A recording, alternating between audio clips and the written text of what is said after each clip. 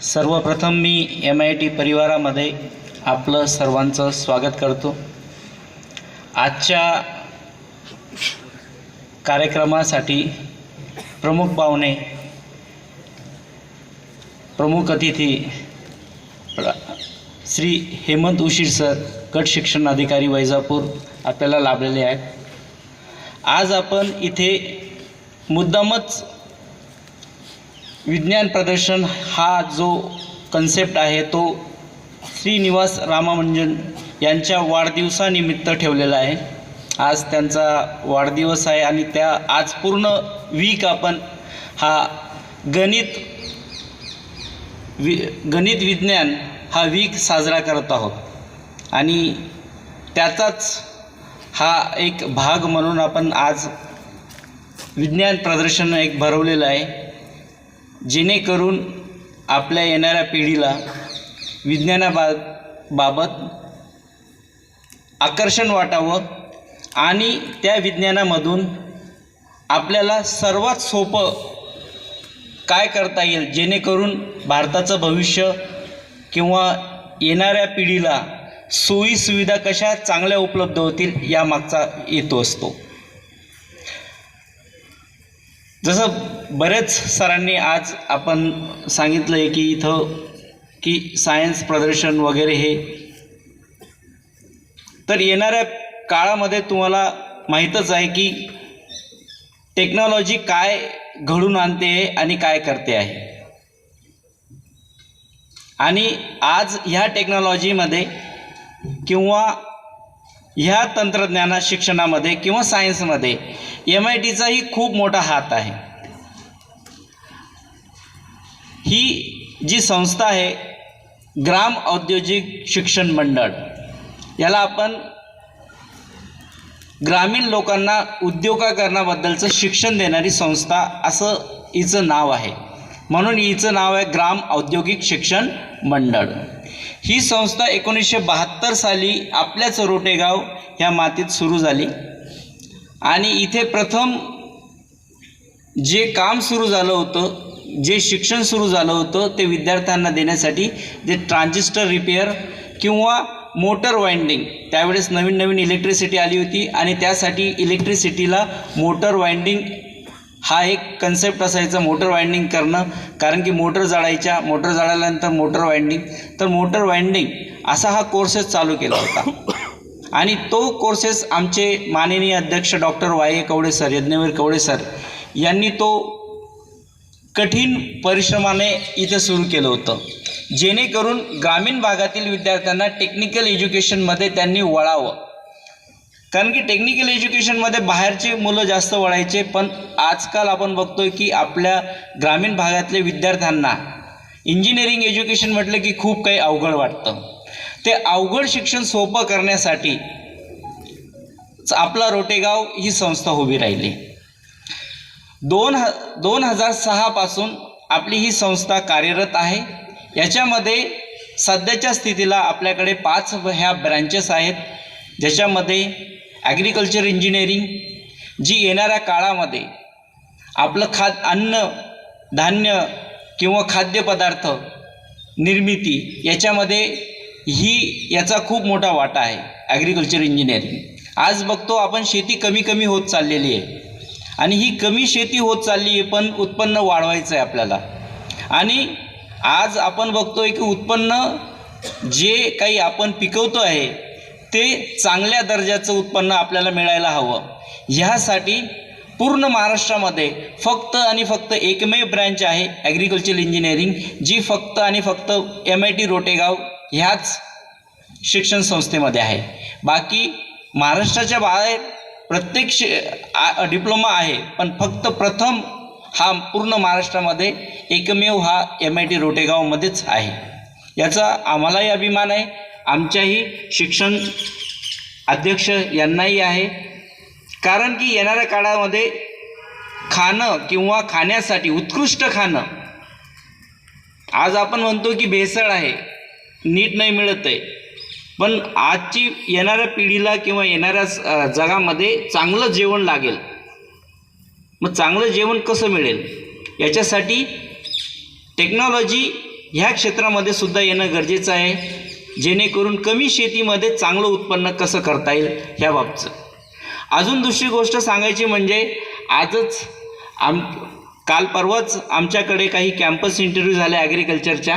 त्याच्यामध्ये आम्ही बघितलं की ॲग्रिकल्चरमध्ये इतकं प्रगत आहे झालेलं की आपल्या नाशिक विभागातून 2 कंपन्या आमच्याकडे व्हिजिटला आल्या आणि ते एक्सपोर्टचा बिझनेस करतात. एक्सपोर्टचा कुठले एक्सपोर्ट करतात? द्राक्षे.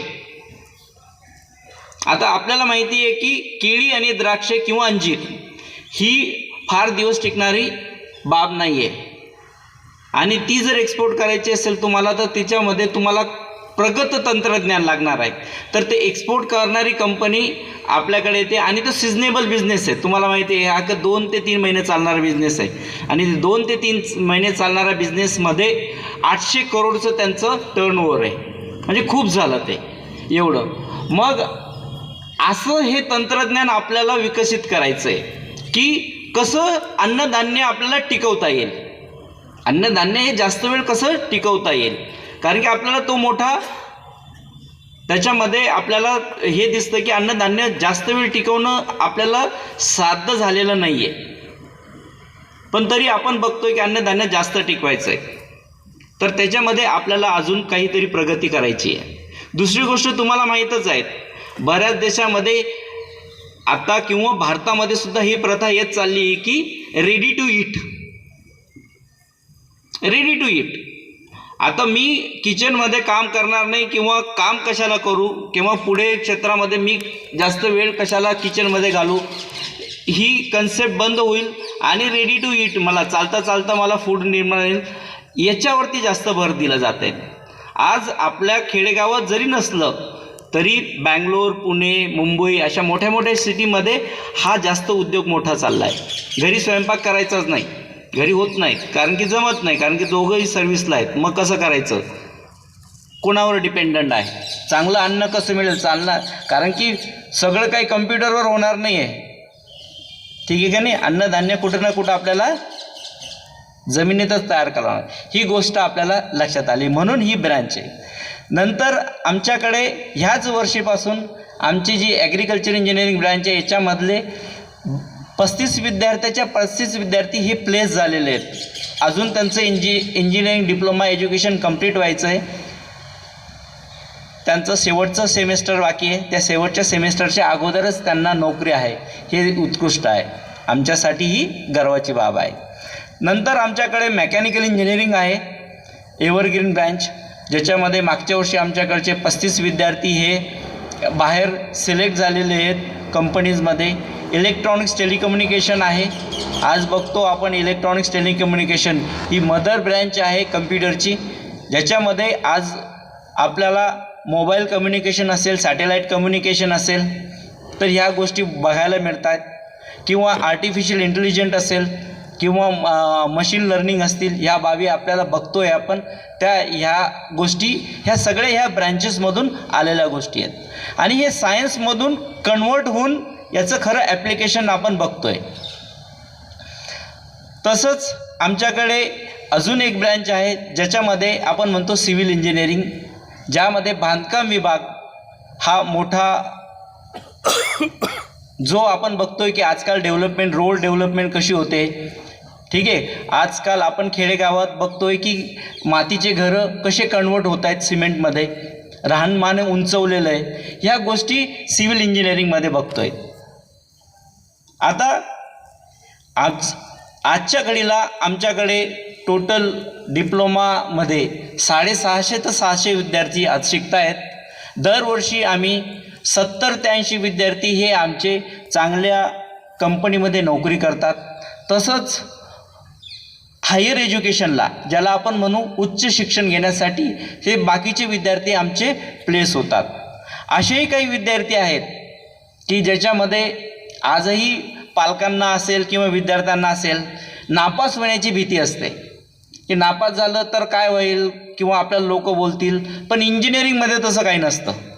जर समजा असेही विद्यार्थी आमचे आहेत की नापास झालेले आहेत ते 3rd इयर वगैरे, कारण की इंजिनिअरिंग, तरीही त्यांना जॉब आहे. तरी त्यांना जॉब आहे, नोकरी मिळते. अजून तुम्हाला माहीतच आहे की न्यू एज्युकेशन पॉलिसी जी झाली NEP 2020 ही प्रथम पॉलिटेक्निकलाच लागू झालेली आहे आणि ती आमच्याकडे NEP न्यू एज्युकेशन पॉलिसी 2020 जी म्हणतो आपण ती चालू झालेली आहे. तिसरी मुद्द्याची गोष्ट म्हणजे बऱ्याचशा ग्रामीण विद्यार्थ्यांना तंत्रज्ञान माहीत असतं, सायन्स माहिती असतं, पण थोडी भीती इंग्रजीची असते, थोडीशी भीती इंग्रजीची असते. त्याच्यासाठीही महाराष्ट्र गव्हर्नमेंट असेल किंवा सेंट्रल गव्हर्नमेंट असेल यांनी असं केलं आहे की तुम्ही तुमच्या भाषेत एज्युकेशन घ्या. जसं दुसरे देश जपान असेल किंवा चायना असेल त्यांच्या भाषेत एज्युकेशन घेतं, शिक्षण घेतं, तसंही ह्या 2 वर्षापासून महाराष्ट्रामध्ये आपलं MIT मराठी आणि इंग्रजी म्हणजे पेपर लिहिताना तुम्ही जसं मेसेज करतात मराठी इंग्रजीमध्ये तसं तुम्ही पेपर लिहू शकता. तुम्हाला शिकवलंही मराठीत जातं कारण की माहिती आहे आपल्याला, तंत्रज्ञान माहिती आहे, सायन्स माहिती आहे आणि ही गोष्ट आपल्याला इम्प्लिमेंट आली आहे जेणेकरून विद्यार्थ्यांना ते लवकर कळावं, लवकर समजावं, लवकर लिहिता यावं. ही गोष्ट आपल्या संस्थेमध्ये झाली आहे. अशा बऱ्याचशा गोष्टी आपण बघितल्या आहेत या तंत्रज्ञानामुळे. MIT संस्थेमध्ये आजच्या घडीला बाहेर पडलेले विद्यार्थी जे ॲल्युमिनी आहेत ते आसपासच्या गावातलेच आहेत.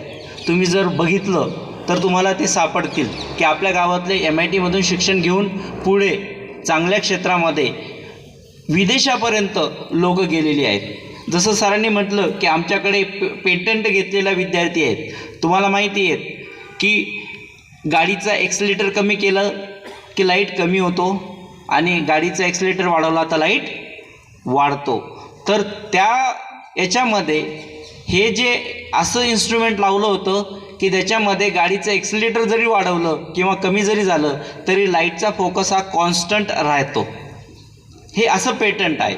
तर सरांनी म्हटलं की तुमचे जे सायन्स आहे, तुमचे जे प्रोजेक्ट आहेत, ही एक कल्पना आहे, ही आयडिया आहे. तुम्ही कैचीमधून पेपर जे कट करतात ना तीसुद्धा एक टेक्नॉलॉजी आहे, टेक्निक आहे आणि तिचंही तुम्हाला कळतं की पेपर कसा कटला तर कट होतो. ही छोटी छोटी गोष्टी असते, त्याच्यामध्ये क्रिएटिव्हिटी वाढते तुमची. तुमचं जे कला आहे ती तुम्हाला लगेच कळतं की कुठली वस्तू कशी वापरायची, कशी घ्यायची. ठीक आहे. तर ह्या गोष्टी बऱ्याच असतात. आजच्या भारतामध्ये आपण बघतो की आपल्याकडे टाकाऊपासून टिकाऊ वस्तू बनवणे, ठीक आहे, किंवा नवीन तंत्रज्ञान, स्किल इंडिया या खूप येत आहेत. मी जास्त आता बोलत नाही कारण की बरंच झालेलं आहे आपलं. आपणही तुम्ही वाट बघतायत की आपल्या प्रोजेक्टचं कसं मी एक्सप्लेनेशन देऊ.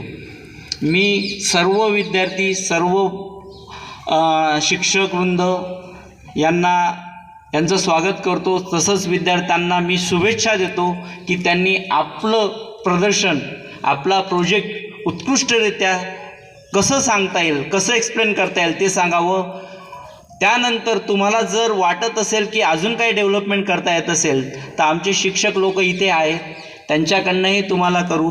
पुढच्या वर्षीपासून अजून आम्ही थोडं याच्यामध्ये बदल करत आहोत की ज्याच्यामध्ये प्रत्येक शाळांना आम्ही आमचे शिक्षक लोक आणि स्टुडंट्स असं देऊ जेणेकरून तुमचं आणि आमच्या मुलं मिळून कॉम्बिनेशन करून अजून उत्कृष्ट प्रोजेक्ट बनवतील, जेणेकरून तुम्हाला अजून कुठं प्रदर्शनात जर न्यायचे असतील तर त्याचा तुम्हाला फायदा होईल. मी धन्यवाद करतो उशीर साहेबांचं, ज्यांनी खरंच इथं आमचा मान राखला आणि ते आवर्जून ह्या उपस्थित राहिले या कार्यक्रमाला. थँक्यू सर, आणि सर्वांचं मी धन्यवाद देतो. थँक्यू.